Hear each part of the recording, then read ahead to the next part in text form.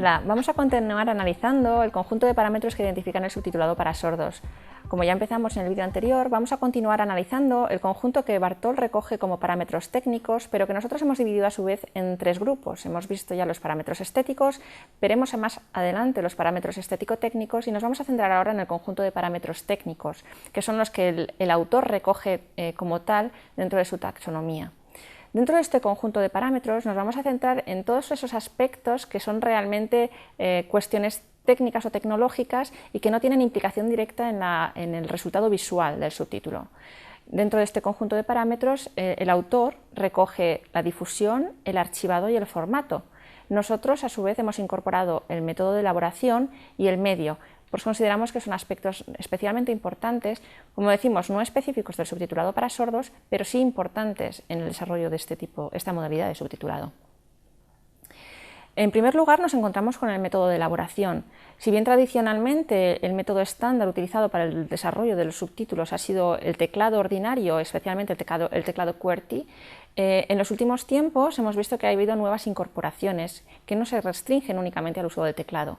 En el caso del subtitulado para sordos, al margen del teclado QWERTY tradicional, nos encontramos otras modalidades de teclado que también son habituales, especialmente para el desarrollo de subtítulos en tiempo real.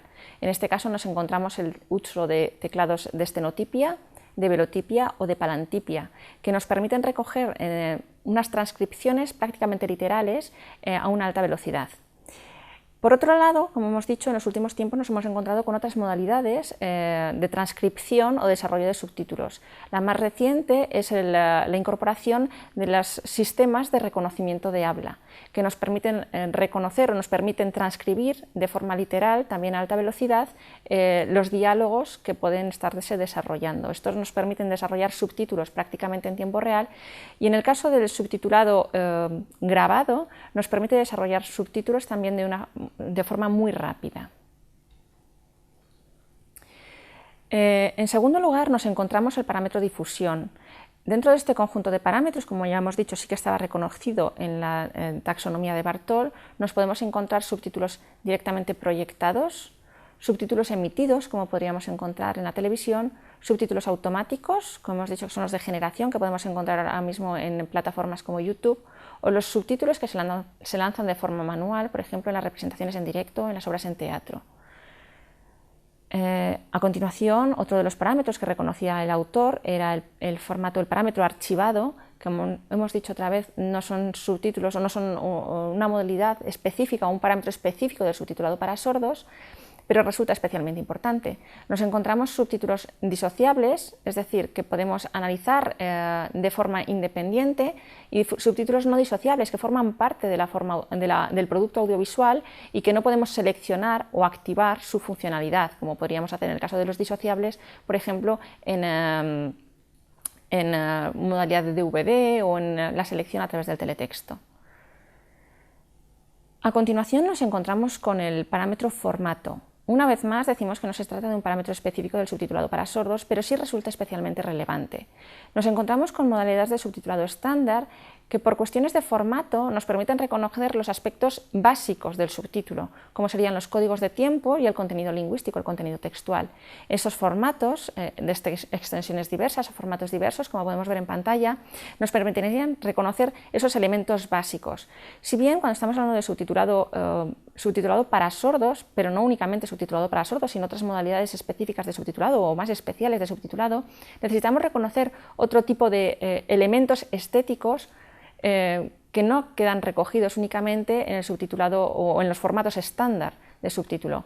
En este caso necesitamos contar con formatos específicos que nos permiten incorporar características como serían el color o sería el dinamismo, por ejemplo, de los subtítulos o la posición específica de los mismos. En el caso del subtitulado para sordos, estamos viendo algunos de los formatos más habituales o más tradicionales para guardar este tipo de subtítulos.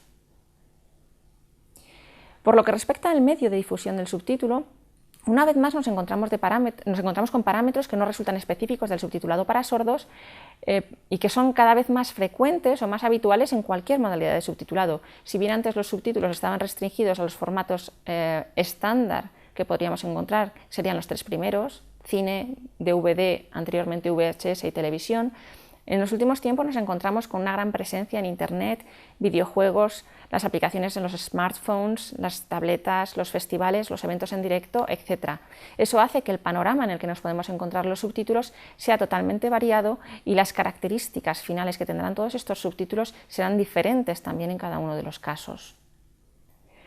Una vez más, nos encontramos que con los parámetros técnicos la variación que se produce en cualquiera de las variables de cada uno de los subparámetros recogidos dentro de los parámetros técnicos tienen implicaciones en el resto de los conjuntos de los parámetros, o si no, cualquiera de las variaciones que puedan producirse en cualquiera de las variables del resto de los parámetros tendrán implicaciones también dentro del conjunto de parámetros técnicos. En este caso nos encontramos que los parámetros extralingüísticos, pragmáticos y estéticos son los parámetros en los cuales, de producirse variaciones, tendrían repercusión directa dentro del conjunto de los parámetros técnicos, especialmente por lo que respecta al medio, al tratarse del contexto más restrictivo y que podía condicionar la estética final del subtítulo. Nos vemos en píldoras siguientes.